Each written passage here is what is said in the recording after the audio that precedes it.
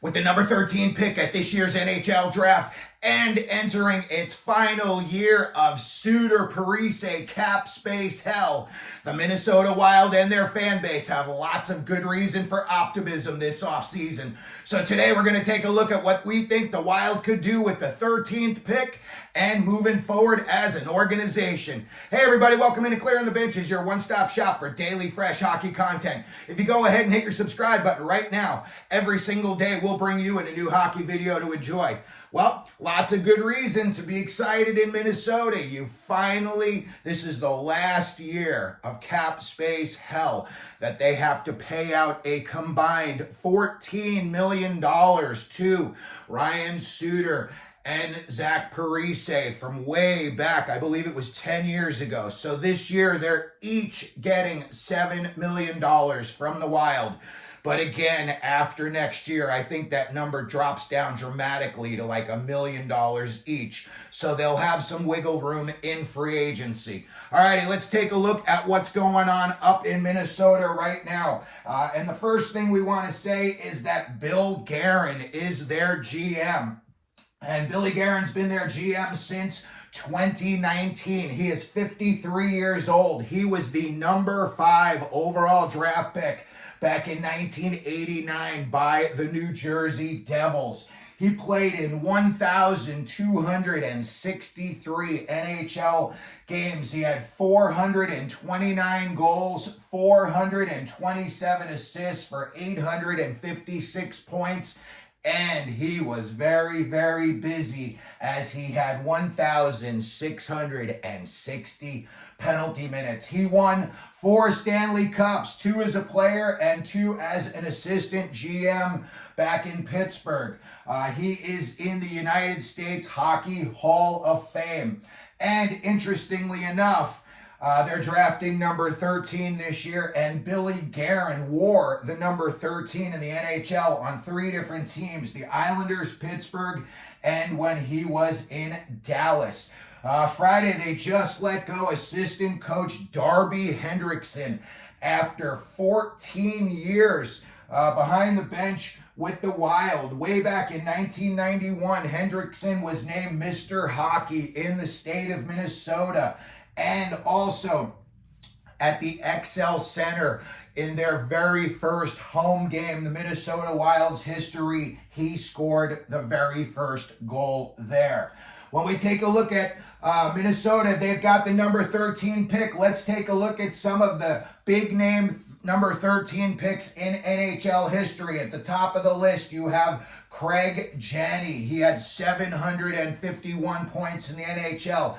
Dustin Brown, 712 points, and he captained 2 Stanley Cups. Some other big names: Dan Quinn, Ron Duguay, Derek King, Alex Hemsky, Alex Semin, Darcy Rhoda, Phil Russell, Dan Cleary, Matthias Olin, Zach Kassian, Radek Faksa, you just see him playing in the playoffs for Dallas, Ron Hainsey, Derek Morris. He was really a great guy to have captaining your power play unit, that's for sure. Larry Playfair and Drew Stafford, and both of them played up in Buffalo. When we look at number 13s in recent NHL drafts, in 2019, Spencer Knight. 2020, Carolina hit the jackpot with Seth Jarvis. Looks like it could be the same up in Calgary with Matt Coronado. 2022, Frank Nazar. And last year, the Buffalo Sabres took Zach Benson, and he already saw some NHL time last season. When we look at Minnesota and what they've done with their recent number 1 overall draft picks, 2019, they hit a home run. Matt Boldy. Looks like it could be again. Same thing. Marco Rossi, 2020. Jesper Wallstedt and Carson Lambos in 2021. Liam Ogren and Daniil Yurov in 2022. And both of those guys, you hear their names a lot. Charlie Stramel, he's a center and he's going to the University of Wisconsin. When we look at what they've got on their current roster right now, and this is kind of it's got a weird makeup to it. Let's take a look at the forwards first of all. You got your big superstar in Kaprizov, and they've got him at $9 million and only 2 more years. So I think next year when they get out of cap space, or maybe during the season, they can sit down. Billy Guerin talks to Kaprizov about the future, and they're trying to figure out how to get him to stay long term, and also get some guys around him so that they could take their game to the next level. So they've got him $9 million, 2 more years. Matt Boldy, $7 million through 2029, 2030. They've got Joel Eriksson Ek, 5 more years at $5.2 million. Matt Zuccarello, $4 million for 2 more years. Marcus Foligno, $4 million for 4 more years. They're going to need to get some more production out of him. And also, I know Ryan Hartman, he's either like a really hot or a really cold player, but at $4 million, they've got him for 3 more years. Freddie Gaudreau, I believe, is like 31 or 32, $2.1 million for 4 more years. Marcus Johansson, they have him for this year, $2 million. I don't know if they're going to be keeping him after his contract expires. When you look at what they've got on the back end, obviously the big name back there is Brock Faber. He's got 1 more year left on his deal, and he's in ELC right now. Then you look, you've got Jonas Brodin, $6 million for 4 more years. Jake Middleton, 1 year, $2.4 million. Zach Bogosian, 2 more years. Looked like his game tailed off towards the end of the season. At $1.25 million. John Merrill, same thing for him. It looked like his game tailed off. 1 year at $1.2 million. And then you've got Alex Goligoski, and he's a UFA, and he is 38 years old. They've got Jared Spurgeon on their IR right now, and they've got him locked up for 3 more years at $7.5 million. When you look at what they've got between the pipes, 2 good ones. You've got Marc-Andre Fleury, his last year on his contract at $2.9 million. And then you got Philip Gustafsson, 2 years at $3.7 million. But again, you have, Jesper Wallstedt in the pipeline. He could be ready to go. Maybe they hold on to Fleury, and maybe they move on from Gustafsson. Who knows? Maybe this year they try to rotate the 3 of them in a little bit so that Wallstedt also gets some tutelage underneath Marc-Andre Fleury. When we look at this year's NHL Draft, and we see they've got the number 13 pick, their options are, now you're getting out of the range of, where you could have your potential superstar going, and now you're getting into guys that you want to just fill out your roster, in my opinion. Maybe solid second line players, second power play unit guys. So when I see what they've got at number 13, the first thing I would think is maybe just take the best player available. And I think that they're, if they're looking at forward, I think a guy like Konsta Helenius could drop to them. He would be awesome in Minnesota. With what they've got going on right now, he would fit right in. Again, he's a guy you can throw in any situation, and he does well.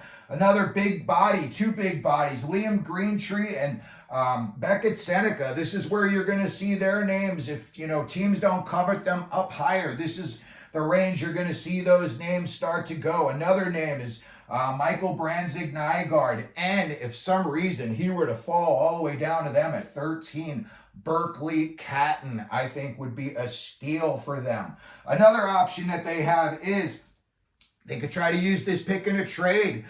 Maybe there's somebody who's still available at 13 when it comes time for Minnesota to pick. They call Minnesota and they say, what do you want for the 13? We'll give you Joe Blow in exchange for that. Maybe this is, something where they call Toronto. Maybe they want to see if they can get involved in the Mitch Marner dealings. That could make Kaprizov happy. That's the other thing they're looking at is who can they bring in to put together with Kaprizov. I know it's worked out well with Zuccarello, but Zuccarello is like 36 years old. It's not going to be there in 2 years. So they want to have a guy that in 2 years, when Kaprizov's still in his prime, you've got another player to insulate him and help him out big time. Maybe it is a guy like Marner. Maybe they go after, a big name guy. There's some names out there in the trade rumor mill, that you always hear, and it seems like they never move. Maybe this offseason is the year that happens. Something else that I think they could do is maybe package the pick and a player on their current roster if they want to move up. In my opinion, I would go for D if it were me and there were still a guy that I think we could get, maybe just packaging up the current pick, 13 and a player and a prospect, however it works out, so that you're able to move up a few selections and get a guy that you covet. That is always an option. Right now, they have zero free agent money, so we're not even going to talk about free agency with them. They've got no options available. They've got no money. Next year, they may dive into the deep end of the pool, but right now, they can't even stick their toes in the shallow end.